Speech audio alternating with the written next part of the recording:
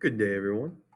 One of the focuses that we're going to be doing today is the second part of activity 21.2, which is going to be verifying and using trig identities. Okay. Now, the key thing to understand with these problems is that it's basically the same concept as what we talked about yesterday. Okay.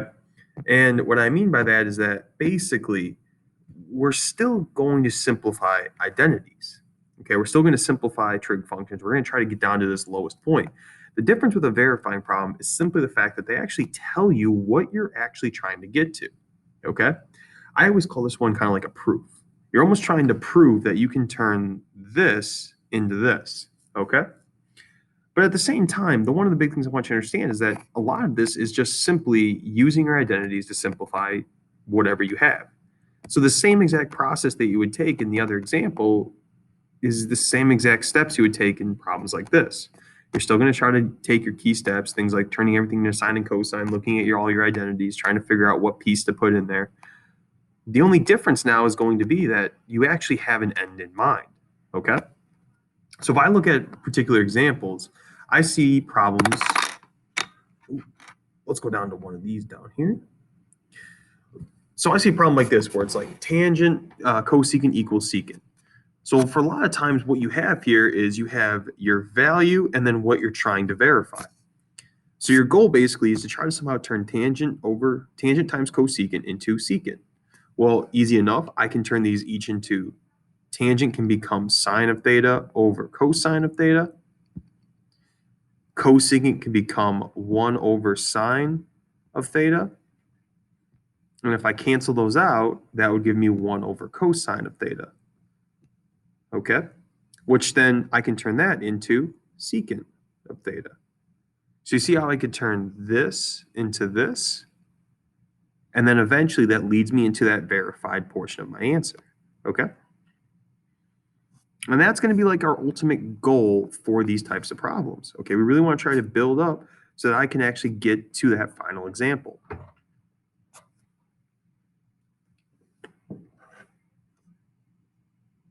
Let's continue on from here. Let's kind of look at a couple more. Okay?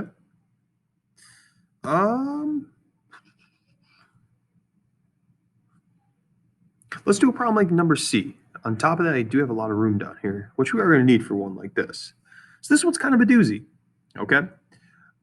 With this type of problem, we want to try to understand, like, how can I get this to actually work out? Like, how can I actually make this into that verified type of the problem, okay? And what happens is a lot of students try to look at this and they almost make this more complex than what it is. And I'm not going to lie to you, it is a complex problem. But once again, it's kind of almost like fitting pieces of a puzzle in.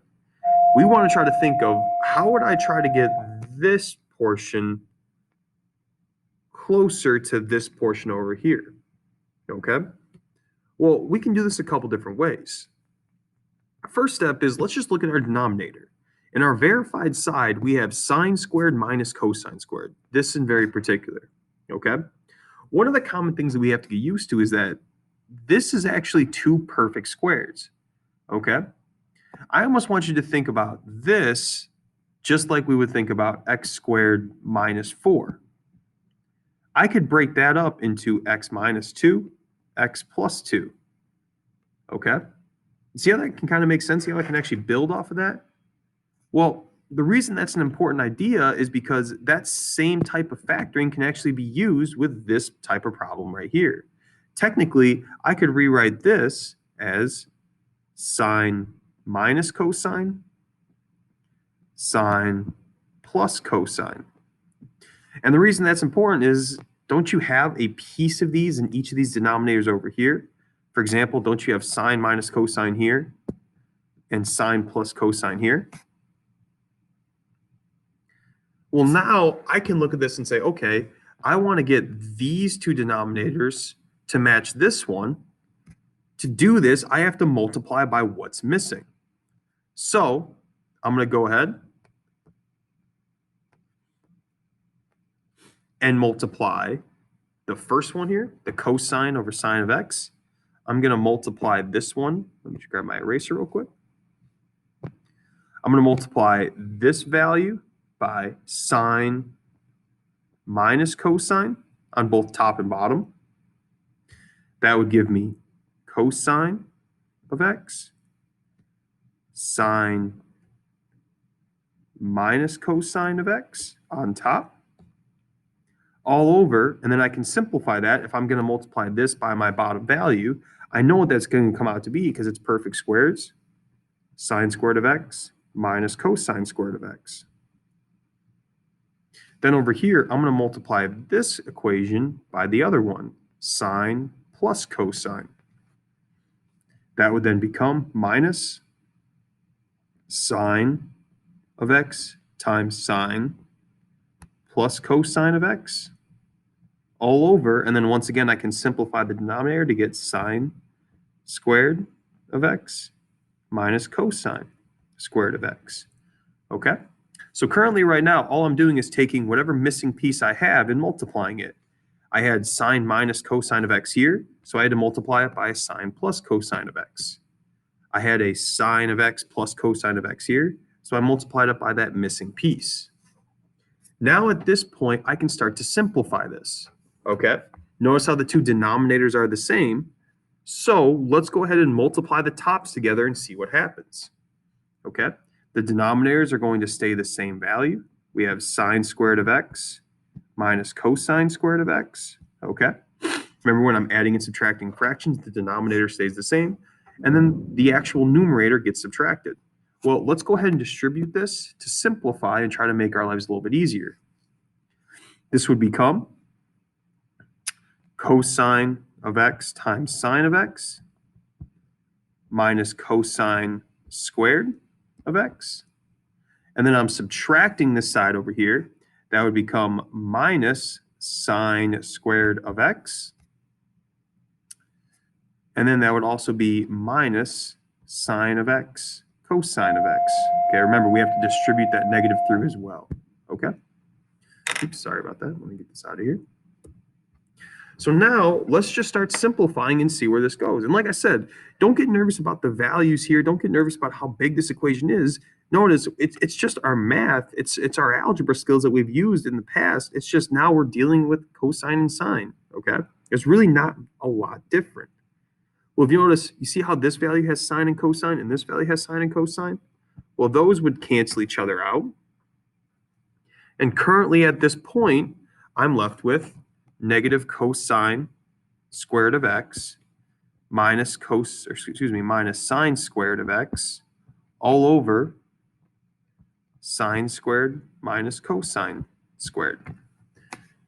The last thing I can do is, what I notice is that this top portion is eerily familiar to one of my Pythagorean identities. Okay, cosine squared plus sine squared equals 1.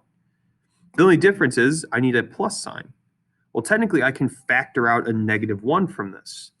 I could turn this into negative 1 times cosine squared of x plus sine squared of x all over, and then the denominator stays the same. Sine squared minus cosine squared. And we know that based off of this is the Pythagorean identity, and that value is going to be equal to 1, meaning my last simplified form is going to be negative 1 over sine squared minus cosine squared, which is what I was looking for the whole time, okay? So now you can see, yes, we're building up our complexity. This is probably a lot more challenging type problem because there is a lot we have to do. The difference is that we have to try to get an idea or at least a setup to start this problem off. In this case, I knew I had to get my denominators to equal this value here. So I had to try to think, how do I get this side to get equal to that for that value that we need? Okay. And then off that, you can just see how it builds. Okay, I get to this point, and now I have factors as well as I have different fractions of one another that I can combine together because they have the same denominator. Then when I get to this point, I can start canceling out like terms as we did with the sine and cosine functions. And then at the bottom here, when we're kind of at the end, we got to think, okay, well, what can I do with this problem? And at that point, that's when we saw we had, okay, negatives, take that value out, and then I can get to a Pythagorean identity that helps me simplify this problem, okay? One of the key things I'm going to ask of you within this section is that you take your time and you actually try these problems out. Okay, I think I said in class the other day, the attempts you take on it will make you better overall when you work these out. Okay. Once again, verifying is very similar to what we talked about yesterday. The only difference is there's an end in mind. You have a goal at the end of this problem. Okay. But just kind of want to get a short video to kind of introduce it. Obviously, we'll be talking about it in class tomorrow. Besides that, have a great day, and I will see you in class tomorrow.